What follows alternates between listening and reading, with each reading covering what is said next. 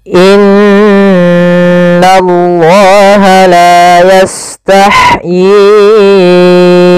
an yadriba masalan ma ba'udatan fama fawqaha فأما الذين آمنوا فيعلمون أنه الحق من ربهم وأما الذين كفروا فيقولون ماذا أراد الله بهذا مثلا يضل به كثيرا ويهدي به كثيرا وما يضل به إلا الفاسقين.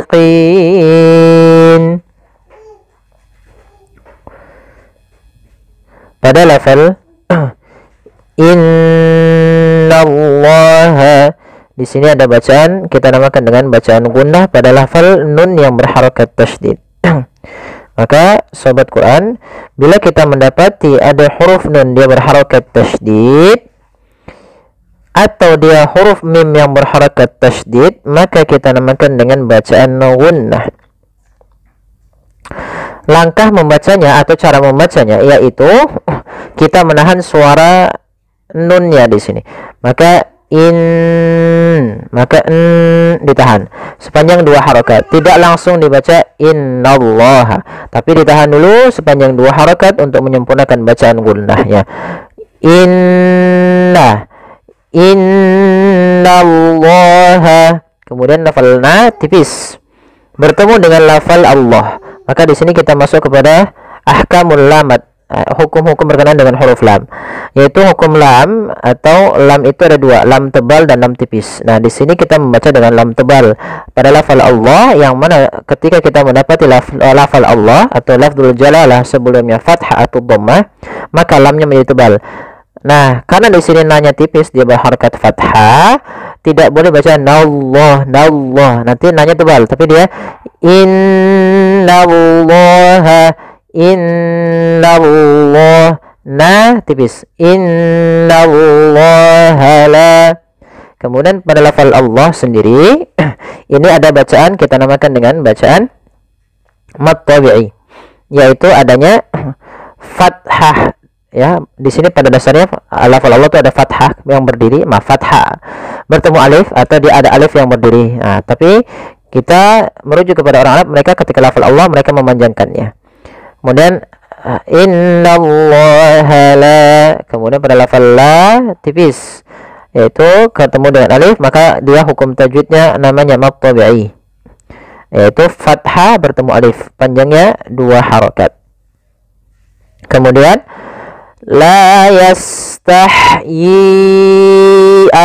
lafal sin ini sin sukun, huruf nun sukun, maka di sini kita ulang innallaha la yastahyi, yas sempurnakan sinnya baru lanjut. Kemudian ha di sini memiliki sifat hamas, yaitu apa itu hamas? Hamas artinya jaroyanun nafas, mengalirnya nafas kita ketika membacanya. Maka maka la yastahyi. Kemudian pada lafal yi di sini la yastahyi ayyadriba, ada bacaan di sini kita namakan dengan bacaan mad jaiz munfasil. Mad artinya panjang, jaiz artinya boleh, munfasil artinya terpisah. Apa yang dimaksud dengan mad jaiz? Sebenarnya mad jaiz itu adalah apabila ada huruf hamzah yang datang setelah huruf mad. Di sini huruf madnya berupa ya, bertemu pada itu saat setelahnya ada huruf hamzah dan hamzah tersebut di lain kata, maka dinamakan dengan mad jaiz. Jadi intinya mad jaiz ini merupakan cabang daripada mad far'i. Mad itu terbagi 2, mad tabi'i atau mad asli dan mad far'i, cabangnya. Nah, cabang ini berkaitan dia ya, biasanya dari mad yang 2 harokat karena bertemu dengan hamzah, maka di sini mad disebabkan karena adanya hamzah. Maka mad bisa babil hamzah. Mad far'i terbagi 2, mad bisa babil hamzah dan bisa babil sukun.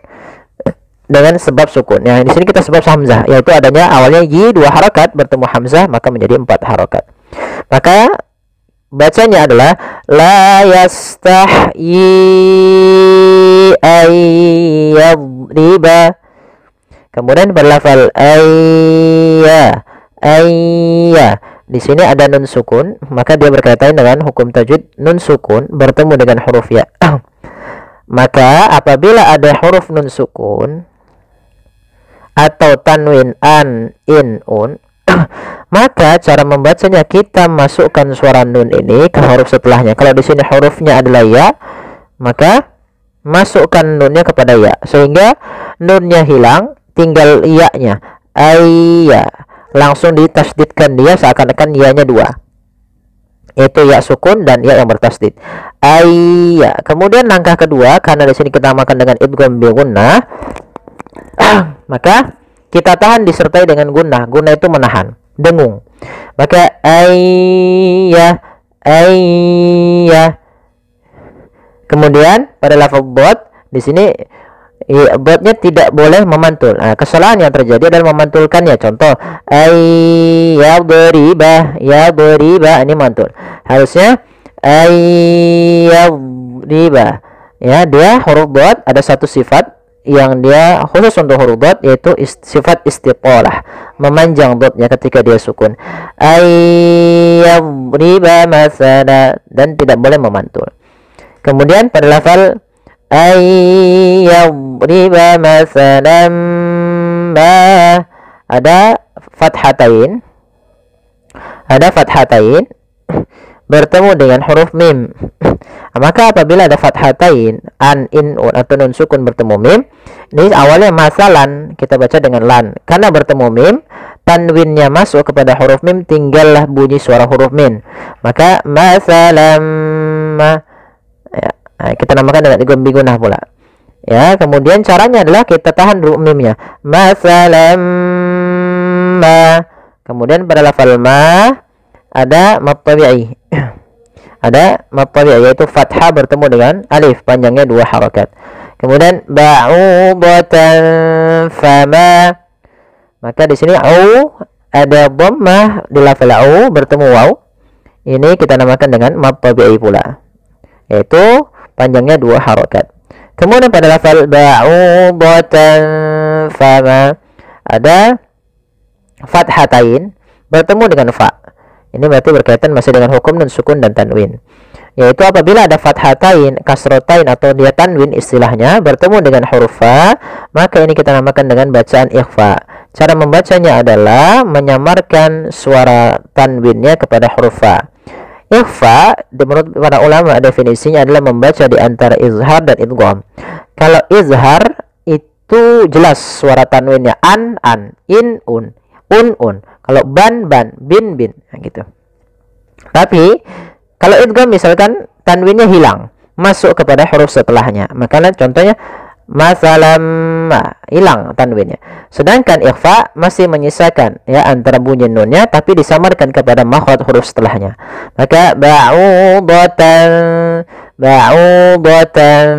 seakan-akan ada ng, tapi bukan, karena dia ikhfa. Ba'udatan fama fawqaha.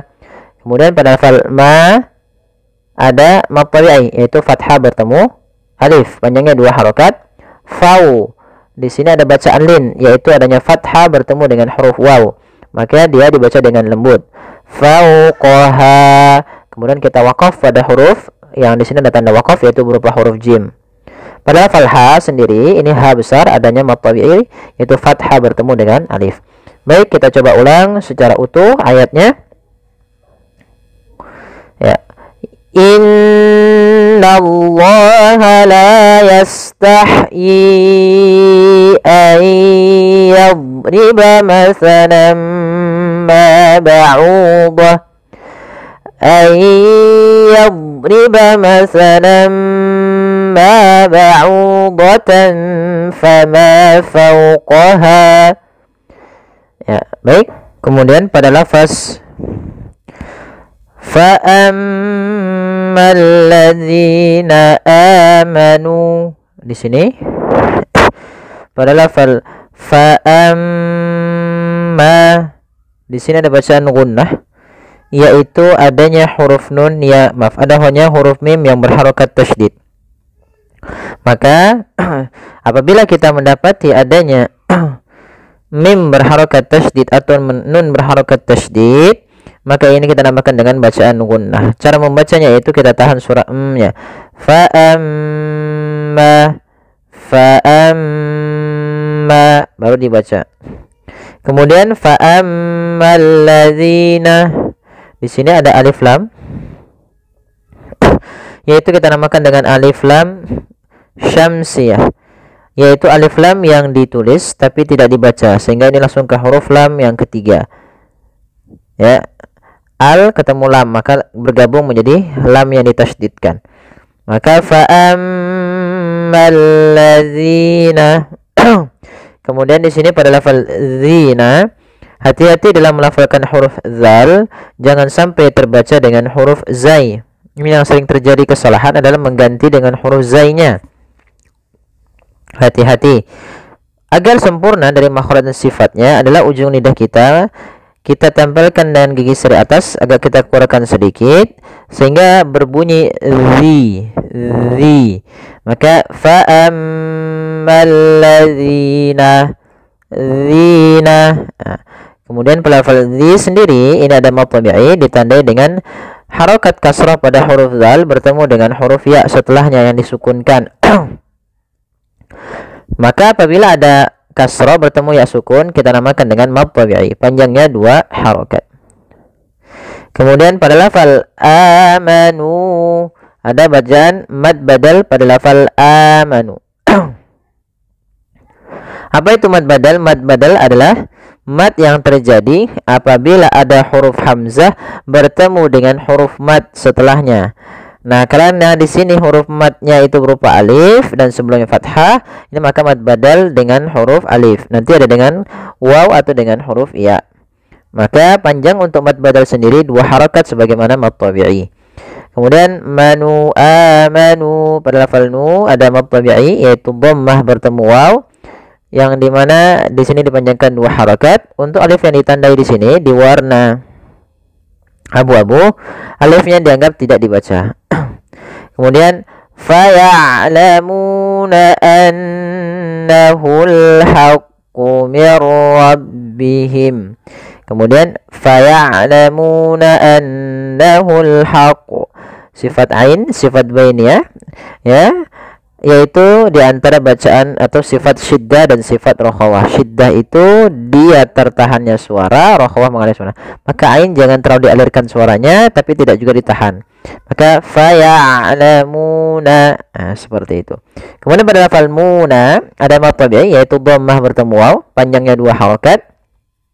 Kemudian annahul, di sini ada nun berharakat tasydid, kita namakan dengan bacaan gunnah. Maka apabila ada bacaan gunnah atau nun yang ditasydidkan, itu kita namakan dengan bacaan gunnah. Maka sebagaimana tadi mim, apabila ada mim berharokat tasydid, nun berharokat tasydid, maka dinamakan dengan gunnah. Ini sesuai dengan apa yang disampaikan oleh Imam Al-Jamzuri dalam matanya, wa gunna miman thumma nunan syuddida. Dan gunnahkanlah atau dan bacalah mim yang bertasydid atau nun bertasydid dengan bacaan gunnah. Maka cara membacanya tahan dulu n-nya, anna, baru dilepas. Annahul haqqu mir rabbihim. Kemudian pada lafal al-haqqu di sini ada alif lam, maka ini kita namakan dengan alif lam qamariyah, yaitu alif lam yang ditulis dan dibaca dengan jelas. Annahul haqqu mir rabbihim. Ya, kemudian di sini kita Al-haqqu, ha kecil dibaca dengan ha, alirkan nafas. Kemudian mir rabbihim.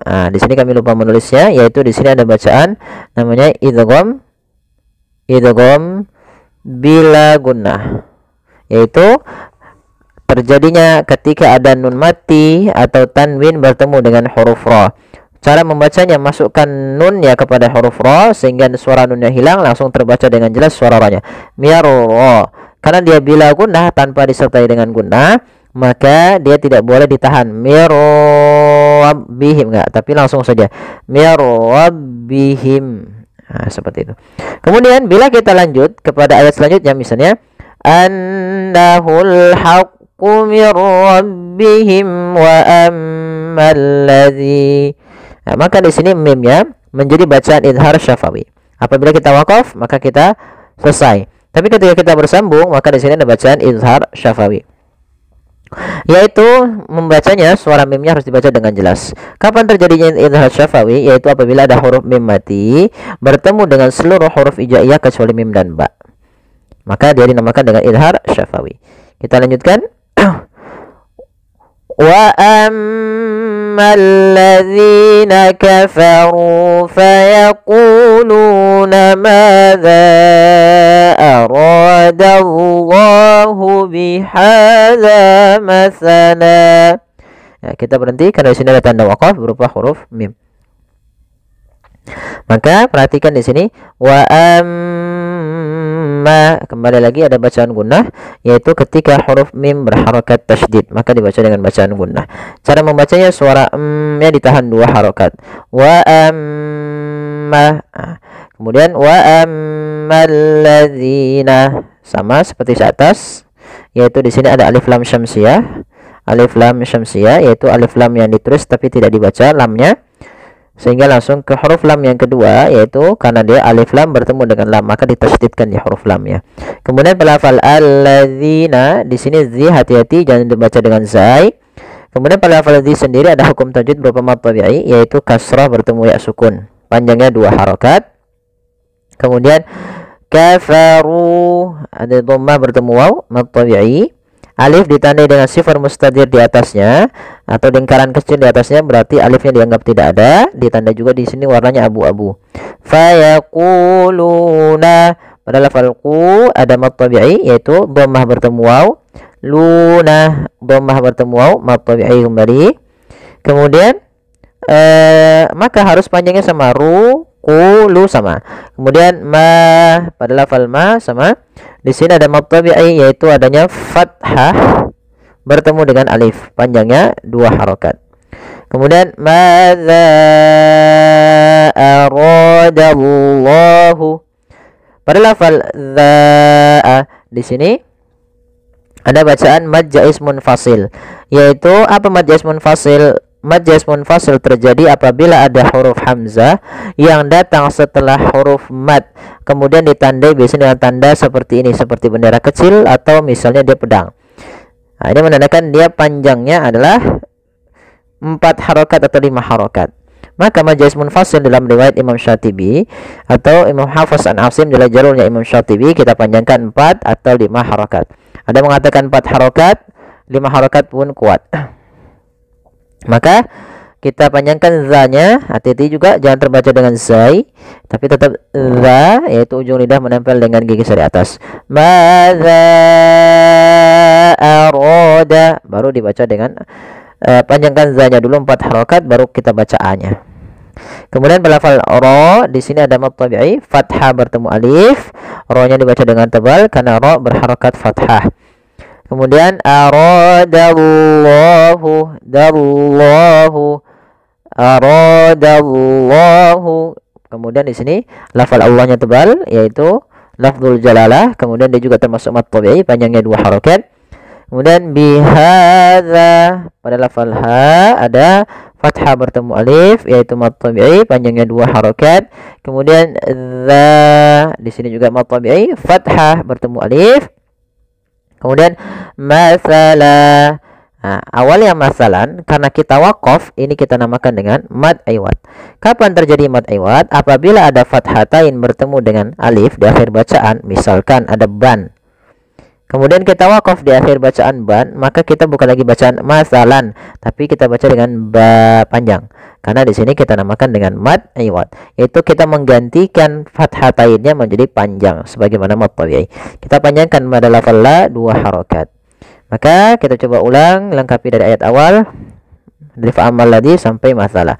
Fa'ammal ladzina amanu faya'lamuna annahul haqqu min rabbihim wa ammal ladzina kafaru fayaquluna madza arada Allahu bihadza masala يضل به كثيرا ويهدي به كثيرا وما يضل به إلا الفاسقين.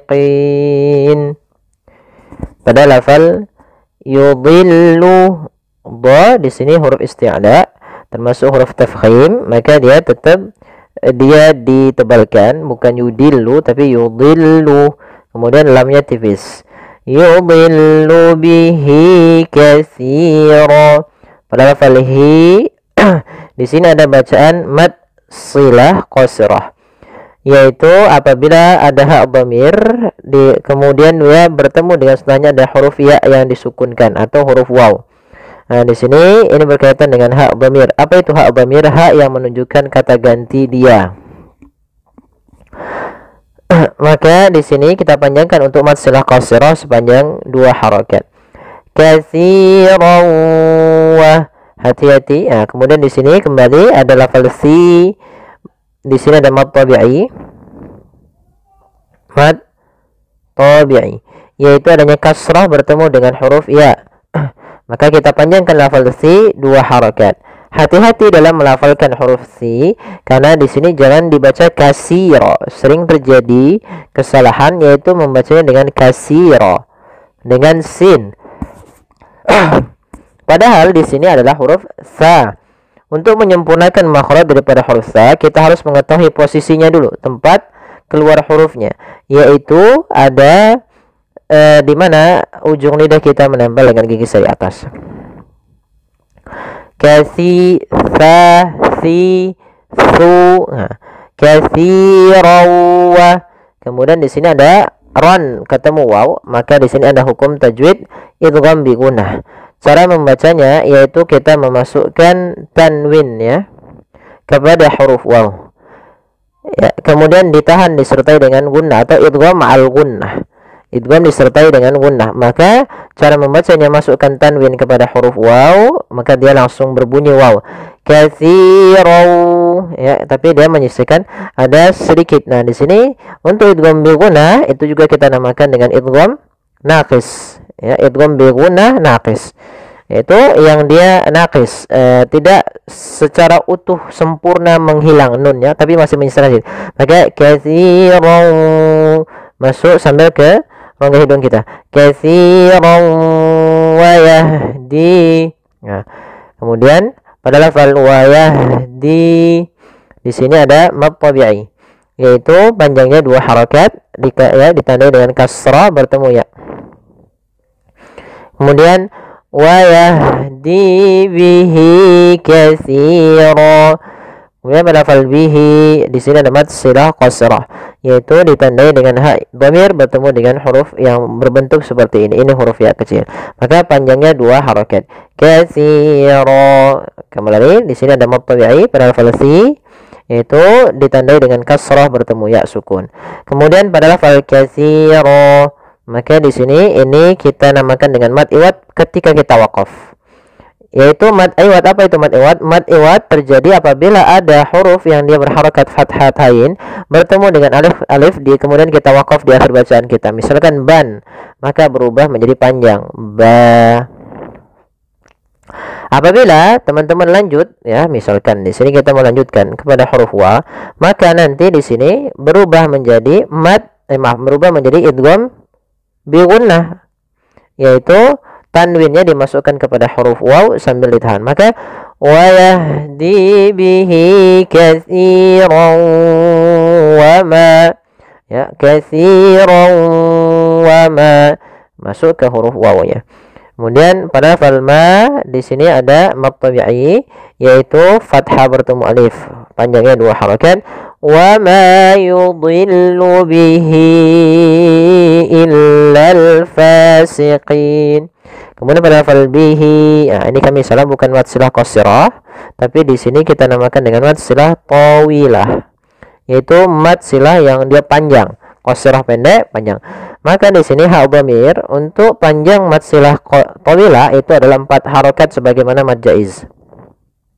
4 harakat atau mad wajib. Maka kita panjangkan. Untuk panjang hi-nya adalah 4 harakat. Wa ma yudhillu bihi, ya, 4 harakat baru pindah ke i.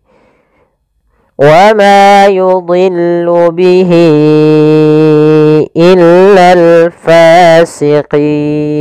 Kemudian pada lafal illal di sini ada alif lam. Kita namakan di sini dengan alif lam qamariyah, yaitu alif lam yang ditulis dan dibaca dengan jelas.